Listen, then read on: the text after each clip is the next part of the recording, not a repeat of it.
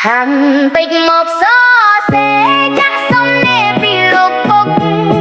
đạp rương chi vật một lưng bên nẹo miền cồn កាន់បិចមកស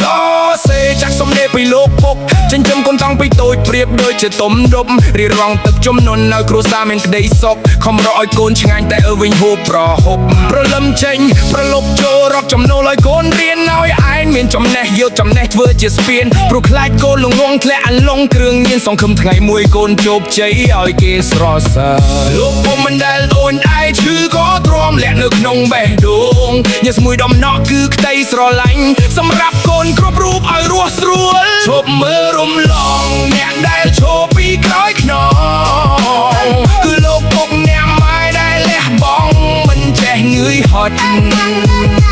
ពេលគាត់នៅកុំឲ្យទឹកភ្នែកហូរកុំចាំថ្ងៃបាត់បង់ទៅនឹករកអ្នកមានគុណស្ដីទៅហៅមកក៏ព្រោះតែស្រឡាញ់ដែរខំឲ្យលុយទៅរៀនកុំឲ្យដើរភ្លើវងវែងមិត្តភក្តិច្រើនមិនប្រាក់នៅជាមួយយើងតែម៉ែនឹងនៅក្បែរយើងគ្រប់ពេលវេលាលោករៀបការតាំងពីអាយុ20មានកូនប្រុសកូនស្រីចិញ្ចឹមដោយដៃពីថ្ងៃតូចរហូតធំដឹងក្តីលះបង់កម្លាំងកាយមិនដែលគិតពីខ្លួនឯងថ្ងៃនេះកូនសប្បាយតែពុកម៉ែកំពុងភ័យអាយុកាន់តែចាស់កម្លាំងកាន់តែអស់ទៅរាល់ថ្ងៃម៉ូតូថ្មីទូសពថ្មីសំលុយគ្មានឈប់សម្រាប់សាក់គិតម្ដងថាលុយមកពីញើសនឹងកម្លាំងអ្នកណាមុនសុំអ្វីមួយសួរខ្លួនឯងដងទៀតតើបានធ្វើអ្វីខ្លះឲ្យអ្នកមានកូនសប្បាយចិត្តជោគជ័យមិនមែនត្រឹមឡានឬសម្ភារៈថ្មីតែគឺការធ្វើឲ្យពុកម៉ែញញឹមដោយមោទនភាព Căn bịch một gió